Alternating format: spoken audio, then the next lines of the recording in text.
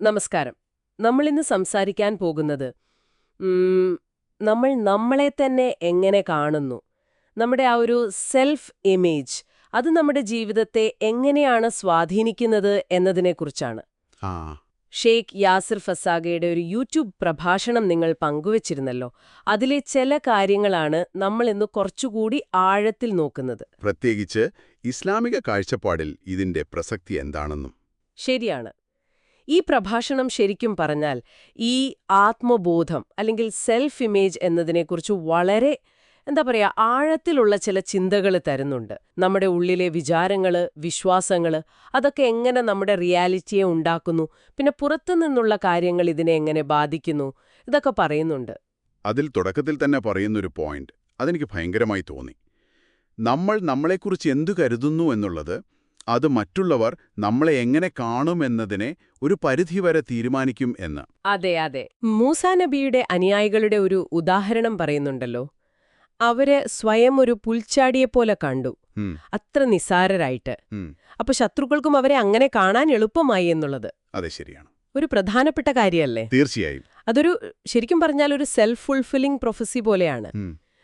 നമ്മളെ വില കുറച്ച് കണ്ടാൽ മറ്റുള്ളവർക്ക് നമ്മളെ താഴ്ത്തിക്കെട്ടാനും ഒരുപക്ഷെ നമ്മളെ നിയന്ത്രിക്കാനും എളുപ്പമാവും. ശരിയാണ്.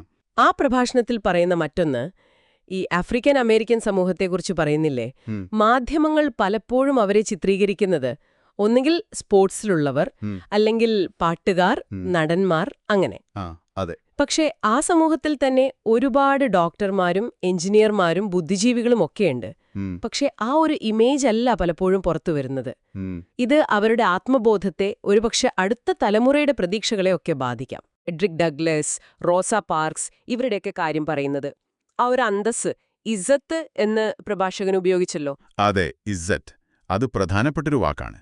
വെറുമൊരു പ്രൈഡ് അല്ലെങ്കിൽ സെൽഫ് റെസ്പെക്റ്റ് എന്നതിനപ്പുറം ഇസ്ലാമിക കാഴ്ചപ്പാടിൽ ഇസ്സത്ത് വരുന്നത് അല്ലാഹുവുമായുള്ള നമ്മുടെ ബന്ധത്തിൽ നിന്നാണ്. നമ്മുടെ മൂല്യം നിർണ്ണയിക്കുന്നത് നമ്മുടെ ബാഹ്യമായ കാര്യങ്ങളല്ല, സൗന്ദര്യമോ പണമോ സ്ഥാനമോ ഒന്നുമല്ല. ഉസാമ ഇബ്നു സയ്യിദിന്റെ കഥ അതൊരു നല്ല ഉദാഹരണമാണ്. പറയൂ. ശാരീരികമായി അത്ര ആകർഷണീയനല്ല, ഒരു മുൻ അടിമയുടെ മകൻ.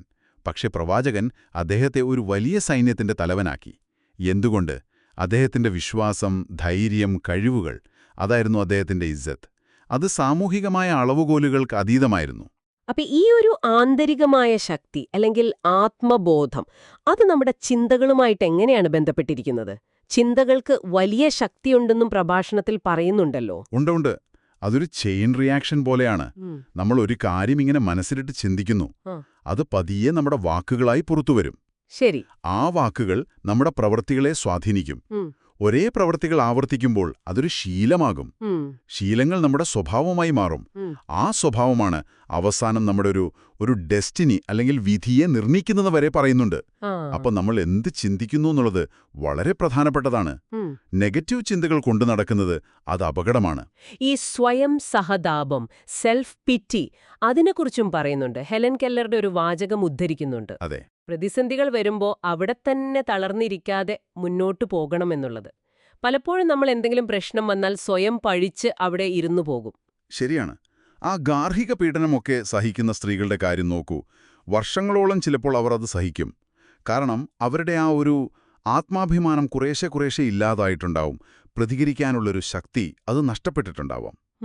അപ്പൊ എങ്ങനെയാണ് ഈ ശരിയായ ആത്മബോധം, ഈ പറയുന്ന ഇസ്സത്ത് വളർത്തിയെടുക്കാൻ പറ്റുക? പ്രഭാഷണത്തിൽ ചില വഴികൾ പറയുന്നുണ്ട്. ഒന്ന്, ദൈവസ്മരണ, അല്ലാഹുവുമായിട്ടുള്ളൊരു ബന്ധം, അത് നമുക്ക് വലിയൊരു ശക്തി തരും. 2, മനുഷ്യർക്ക് ഉപകാരമുള്ള കാര്യങ്ങൾ ചെയ്യുക. നമ്മുടെ കഴിവും സമയവും മറ്റുള്ളവർക്ക് വേണ്ടി ഉപയോഗിക്കുമ്പോൾ നമുക്ക് നമ്മളെക്കുറിച്ച് തന്നെ ഒരു നല്ല മതിപ്പ് തോന്നും. പിന്നെ കുടുംബ ബന്ധങ്ങൾ നന്നായി കൊണ്ടുപോകുന്നത്. അതെ, നല്ല ബന്ധങ്ങൾ അതൊക്കെ പ്രധാനമാണ്. നല്ല വാക്കുകൾ സംസാരിക്കുന്നത്, മറ്റുള്ളവരെ പ്രോത്സാഹിപ്പിക്കുന്നത്. അതുപോലെ അമിതമായ തമാശയും ചിരിയും ഒഴിവാക്കി കുറച്ചുകൂടി ഒരു ഗൗരവം ജീവിതത്തിന് കൊടുക്കുന്നതും നല്ലതാണെന്ന് പറയുന്നു. പിന്നെ സ്വാശ്രയത്വം, സ്വന്തം കാലിൽ നിൽക്കുക എന്നുള്ളത്, മറ്റുള്ളവരുടെ മുന്നിൽ കൈ നീട്ടാതിരിക്കുന്നതും. തീർച്ചയായും. യാചിക്കുന്നത് ഇസ്ലാം പ്രോത്സാഹിപ്പിക്കാത്തതും അതുകൊണ്ടാണ്. അത് നമ്മുടെ ആ ഒരു അന്തസ്സിനെയാണ് ഇല്ലാതാക്കുന്നത്. ഇതിന്റെ കൂടെ തന്നെ സമൂഹത്തിൽ നിന്നുള്ള ചില സമ്മർദ്ദങ്ങളെക്കുറിച്ചും പറയുന്നുണ്ടല്ലേ? പ്രത്യേകിച്ച് ഈ സൗന്ദര്യ സങ്കല്പങ്ങൾ, പിന്നെ ഈ കൺസ്യൂമർ കൾച്ചർ. ആ അത് ഇന്നത്തെ കാലത്ത് വളരെ കൂടുതലാണ്. സോഷ്യൽ മീഡിയ ഒക്കെ വന്നതോടെ പ്രത്യേകിച്ചും നമ്മൾ എന്ത് ധരിക്കുന്നു, എന്തുപയോഗിക്കുന്നു, ഏത് ബ്രാൻഡാണ്, അതിലൂടെയാണ് നമ്മുടെ വില എന്ന് തോന്നിപ്പിക്കുന്നൊരു രീതി. ശരിയാണ്. നിങ്ങളുടെ കാർ നിങ്ങൾക്കു വേണ്ടി സംസാരിക്കട്ടെ എന്നൊക്കെ പറയുന്ന പരസ്യങ്ങൾ നമ്മൾ കാണാറുണ്ടല്ലേ? അതെ, പക്ഷേ യഥാർത്ഥ ആത്മാഭിമാനം വരുന്നത് അതൊന്നുമല്ല. നമ്മൾ ആരാണോ അതിൽ നമ്മൾ സംതൃപ്തരായിരിക്കുക. മറ്റൊരാളേക്കാൾ മികച്ചവനാകാൻ ശ്രമിക്കുന്നതിലല്ല കാര്യം. നമ്മുടെ മൂല്യം നമ്മൾ തിരിച്ചറിയുക. അത് വെറും വാക്കുകളിൽ ഒതുങ്ങാതെ പ്രവൃത്തികളിലൂടെ കാണിക്കണമെന്നും പറയുന്നുണ്ട്. സ്നേഹത്തോടെയും പ്രോത്സാഹനത്തോടെയും സംസാരിക്കുന്നതിന്റെ പ്രാധാന്യം കുട്ടികളോടായാലും ഭാര്യയോടായാലും ഭർത്താവിനോടായാലും. അതെ, മറ്റുള്ളവരെ താഴ്ത്തിക്കെട്ടി നമുക്ക് ഉയരാൻ കഴിയില്ല. മറ്റുള്ളവരെ ഉയർത്തുമ്പോഴാണ് നമ്മളും ഉയരുന്നത്.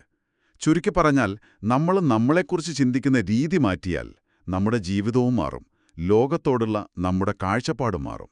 ശരിയാണ്. മറ്റുള്ളവരുടെ അളവുകോലുകൾ വെച്ച് നമ്മളെ അളക്കാതെ നമ്മുടെ യഥാർത്ഥ മൂല്യം എവിടെയാണ്, അത് അല്ലാഹുവിലുള്ള വിശ്വാസത്തിലും നമ്മൾ ചെയ്യുന്ന നല്ല കാര്യങ്ങളിലുമാണ് എന്ന് തിരിച്ചറിഞ്ഞ് ജീവിക്കുക. അതാണ് ആ ഇസ്സത്ത്. അപ്പോ ഈ ഒരു ചർച്ചയുടെ വെളിച്ചത്തില് നിങ്ങളോടായ ഒരു ചോദ്യം ചോദിച്ചുകൊണ്ട് നമുക്ക് അവസാനിപ്പിക്കാമെന്ന് തോന്നുന്നു. നിങ്ങളുടെ ഉള്ളിലുള്ള ഒരു മൂല്യത്തെയും അന്തസ്സിനെയും ചോദ്യം ചെയ്യുന്ന, അല്ലെങ്കിൽ പുറമേയുള്ള കാര്യങ്ങൾ വെച്ച് നിങ്ങളെ അളക്കാൻ ശ്രമിക്കുന്ന ഒരുപാട് ശക്തികൾ ചുറ്റുമുണ്ട്. അത് സമൂഹമാകാം, മാധ്യമങ്ങളാകാം. ഇതിനെയൊക്കെ നിങ്ങൾ എങ്ങനെയാണ് തിരിച്ചറിയുന്നത്? ഇതിനെയൊക്കെ മറികടന്ന് നിങ്ങളുടെ യഥാർത്ഥ മൂല്യത്തിൽ ഉറച്ചു നിൽക്കാനും അതിൽ അഭിമാനിക്കാനും നിങ്ങൾക്ക് വ്യക്തിപരമായി എന്തൊക്കെ ചെയ്യാൻ സാധിക്കും? ഇതൊന്നാലോചിച്ചു നോക്കാവുന്നതാണ്.